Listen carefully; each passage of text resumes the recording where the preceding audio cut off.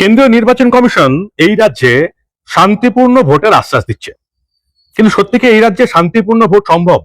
সত্যি কি এই রাজ্যে মমতা বন্দ্যোপাধ্যায়ের পুলিশ এবং প্রশাসনের পক্ষে শান্তিপূর্ণ ভোট করানো সম্ভব? আদৌ তারা শান্তিপূর্ণ ভোট করতে দেবে? কি হলো আজকে? একজন প্রতিবাদী ভোটকর্মী, প্রতিবাদী শিক্ষক আজকে বেধড়ক মারধর খেয়ে গেল। সবটা বলবো তার আগে আপনাদের আজকে রামনবমীর শুভেচ্ছা জানাচ্ছি। গোটা রাজ্য জুড়ে রামনবমীর যে অনুষ্ঠান চলছে দেখে খুব ভালো লাগছে।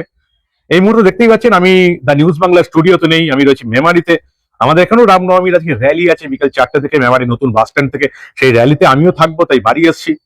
কিন্তু এর মধ্যে যে খবরটা এলো সেই খবরটা হচ্ছে নদিয়া থেকে একটা খবর আসছে, সেখানকার ভিডিও এসছে। নদিয়ার রানাঘাটে দেবনাথ বয়েজ ইনস্টিটিউটের ঘটনা। কি হলো সেখানে? সেখানে ভোট কর্মীদের প্রশিক্ষণ চলছিল, অর্থাৎ তারা প্রত্যেকেই এখন নির্বাচন কমিশনের লোক। ভোট কর্মীদের প্রশিক্ষণ চলছিল, এদের মধ্যে কেউ শিক্ষক, কেউ অন্যান্য সরকারি কর্মচারী। ভোট কর্মীদের প্রশিক্ষণ শুরু হলো, প্রথমেই দেখা গেল মমতা বন্দ্যোপাধ্যায়ের বিজ্ঞাপন চলছে। প্রজেক্টরে দেখানো হয় বিভিন্ন রকমের ভোটের স্লাইড, এবং সেখানে দেখা গেল শুরু হচ্ছে মমতা বন্দ্যোপাধ্যায়ের বিজ্ঞাপন দিয়ে। কালচারাল সেন্টারের নামে জগন্নাথ মন্দির, সেই দিয়ে শুরু হলো। তারপর একের পর এক মমতা বন্দ্যোপাধ্যায়ের বিজ্ঞাপন, যেটা একেবারেই বেআইনি। নির্বাচন কমিশন আদর্শ আচরণবিধি চালু করে দিয়েছে যবে থেকে এই রাজ্যে ভোটের দিনক্ষণ ঘোষণা হয়েছে। সেই ভোটের দিনক্ষণ ঘোষণা হওয়ার পর পাড়ার রাস্তায় আপনারা জানেন যে কোনো ইলেকট্রিকের পোস্টে কোনো ফ্ল্যাগ বা ব্যানার টাঙানোটাও বেআইনি, খুলে নিয়ে চলে যায় প্রশাসনের লোক। সেখানে নির্বাচন কমিশনের প্রশিক্ষণে, ভোট কর্মীদের প্রশিক্ষণে মমতা বন্দ্যোপাধ্যায়ের বিজ্ঞাপন চলছে। এটাই আমাদের রাজ্য, যেখানে পুলিশ এবং প্রশাসন বলে কিচ্ছু নেই, যেখানে বিডিওরা অর্ধেক হচ্ছে দলদাস এবং চটিচাটা। এরপরে কি ঘটলো? এই রানাঘাটে, নদিয়ার রানাঘাট দেবনাথ বয়েজ ইনস্টিটিউটের ঘটনা। সেখানে একজন প্রতিবাদী শিক্ষক প্রতিবাদ করলেন। কি নাম তার? সৈকত চট্টোপাধ্যায়। ভোটকর্মী সৈকত চট্টোপাধ্যায় প্রতিবাদ করলেন যে এটা কি হচ্ছে, ভোট কর্মীদের প্রশিক্ষণ চলছে, সেখানে মমতা বন্দ্যোপাধ্যায়ের বিজ্ঞাপন চলবে, এটা হয় নাকি? প্রতিবাদ করার পর কি হলো? একেবারে বিডিওর সামনে, বিডিওর উপস্থিতিতে, বিডিও অফিসের কর্মীরা, কারোর আইডেন্টি কার্ড নেই, আদৌ সেগুলো বিডিও অফিসের কর্মী নাকি কোনো প্যাকট্যাকের কর্মী কেউ জানে না, তারা এই ভোট কর্মী সৈকত চট্টোপাধ্যায়কে বেধড়ক পিটিয়ে দিল। আমার মুখের কথা বিশ্বাস করতে হবে না, একদম ঘটনাস্থলে আপনারা নিয়ে যাচ্ছি। নদিয়ার রানাঘাটে এই দেবনাথ বয়েজ স্কুলে, দেবনাথ বয়েজ ইনস্টিটিউটের ঘটনা দেখুন ভালো করে, কি ঘটনা ঘটলো। রক্তাক্ত ভোটকর্মী আমাদের সৈকত চ্যাটার্জি রক্তাক্ত। আমরা তার মুখ থেকে এবার শুনে নেব যে কি হয়েছে। আপনারা দেখতেই পাচ্ছেন আমরা এখন উপস্থিত রয়েছি রানাঘাট দেবনাথ হাই স্কুলে। সেখানে আমাদের ভোটকর্মী সৈকত চ্যাটার্জি রক্তাক্ত অবস্থায়। তার সঙ্গে কি হয়েছে আমরা জেনে নেব এক এক করে। সৈকত দা, কি হয়েছে তুমি বিস্তারিত বলো। রানাঘাটে দেবনাথ ইনস্টিটিউশনে আমি আমি ট্রেনিং করতে এসেছি। ট্রেনিং শুরুর আগেই এখানে সাদা পর্দায় মমতা ব্যানার্জির অ্যাড দেখাচ্ছে দীঘার মন্দির নিয়ে। আমি অবজেকশন করেছি, আরো আমার অনেক দাদারা ছিলেন, এই যে এই দাদাও অবজেকশন করেছে, আরো অনেক দাদা এখানে ছিলেন, তারা অবজেকশন করেছে। আমরা বলেছি যে এটা নির্বাচনী বিধিভঙ্গ হচ্ছে। আমি আই কার্ড দেখতে চেয়েছি, এটাই আমার অপরাধ। বিডিও অফিসের বিডিওর সামনে একজন কর্মচারী আমার কানে কানে এসে বলে গেল, তুই বাইরে বেরোলে না, বেশি বেশি করিস না, মার্ডার হয়ে যাবি। তোর কিন্তু মার্ডার হওয়ার সময় হয়ে গেছে। হ্যাঁ, আমি জানি আপনাদের গায়ের জ্বালা। আমি আপনাদের জন্যই 365 দিন লড়াইটা আমরা করছি, আপনাদের জন্যই।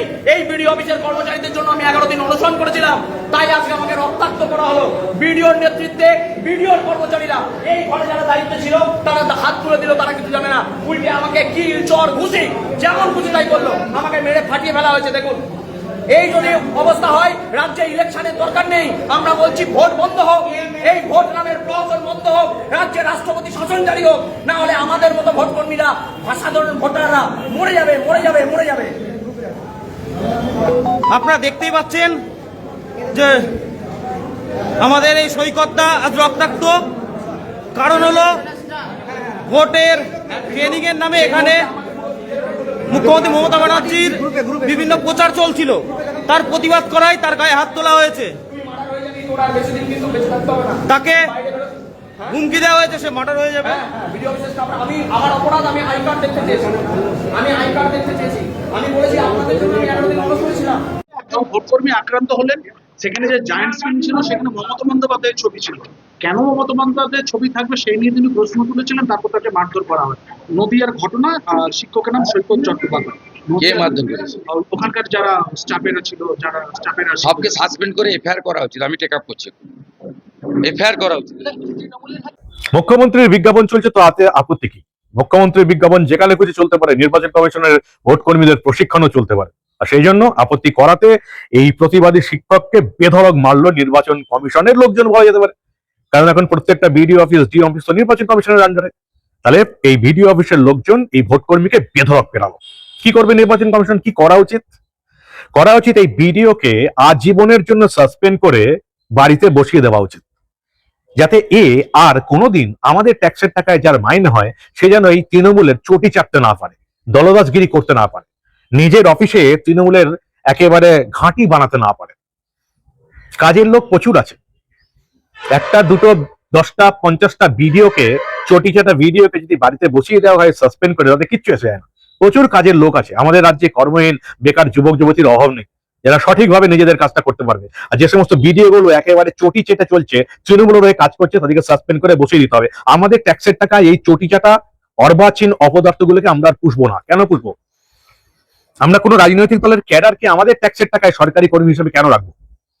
ভোটকর্মী সৈকত চট্টোপাধ্যায় প্রতিবাদ করেছিলেন, তিনি একেবারে বেধড়ক মার খেয়ে গেলেন বিডিও অফিসের লোকজনের কাছ থেকে, এবং তারা তারপরে প্রতিবাদ করেছেন এবং তাকে ব্যাপারটা হুমকি দেওয়া হয় যে ম্যানেজ করে দিন। ম্যানেজ হয়নি, এই ভিডিও নির্বাচন কমিশনের কাছে গেছে। আমরা এখন দেখতে চাই নির্বাচন কমিশন এই ভিডিওর বিরুদ্ধে কি ব্যবস্থা নিচ্ছে। আদৌ রাজ্যে শান্তিপূর্ণ ভোট হবে তো? মমতা বন্দ্যোপাধ্যায় বুঝতে পেরে গেছেন এই রাজ্যে শান্তিপূর্ণ ভোট হলে তৃণমূলের জেতার কোনো চান্স নেই। তাই কোন রকমই মমতা বন্দ্যোপাধ্যায়ের পুলিশ এবং প্রশাসন শান্তিপূর্ণ ভোট করতে দেবে না। আধা সেনা নামিয়েও কতটা কাজ হবে সেটাও এখন দেখার। যদি এই পশ্চিমবঙ্গে সুস্থ এবং স্বাভাবিক নির্বাচন করতে হয়, যেটাকে বলা হয় ফ্রি অ্যান্ড ফেয়ার ইলেকশন, প্রত্যেকটা মানুষ যদি ভোট দেওয়ার অধিকার, প্রত্যেকটা মানুষের ভোট দেওয়ার অধিকার সুনিশ্চিত করতে হয়, তাহলে এই রাজ্যে আধা সেনা দিয়েও কোনো কাজ হবে না। মমতা বন্দ্যোপাধ্যায়ের পুলিশ এবং প্রশাসনকে যদি ভোটের সঠিক কাজ করাতে হয়, তাহলে এখানে পুরো সেনা নামাতে হবে, ইন্ডিয়ান আর্মিকে নামাতে হবে, এবং ভিন রাজ্যের ভোটের কর্মচারী আনতে হবে, সরকারি কর্মচারী। তবে এই রাজ্যে সঠিকভাবে ভোট করানো সম্ভব, সঠিকভাবে গণনা করানো সম্ভব। না হলে মমতা বন্দ্যোপাধ্যায়ের পুলিশ এবং প্রশাসনের হাতে এই রাজ্যে কোনো রকমেই সঠিকভাবে ভোট করানো সম্ভব নয়।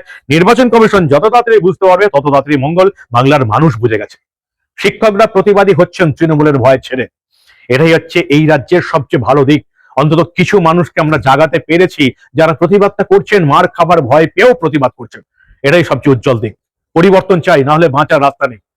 এই চুরি দুর্নীতির সরকারটাকে, এই তোষণবাজের সরকারটাকে পরিবর্তন করতেই হবে, না হলে পশ্চিমবঙ্গ শেষ, দেশ বিপদে। কি বলবেন আপনারা? এত কিছু দেখার পরেও এই রাজ্যের ভোটারদের চৈতন্য হবে? আপনাদের মূল্যবান এবং গুরুত্বপূর্ণ মতামত জানান দা নিউজ বাংলার কমেন্ট সেকশনে। দেখতে থাকুন দা নিউজ বাংলা। আমরা আবার এই রাজ্যে ঘটে যাওয়া এই ভোট সংক্রান্ত এই রকমের কোনো হিংসার খবর চেপে রাখতে দেব না।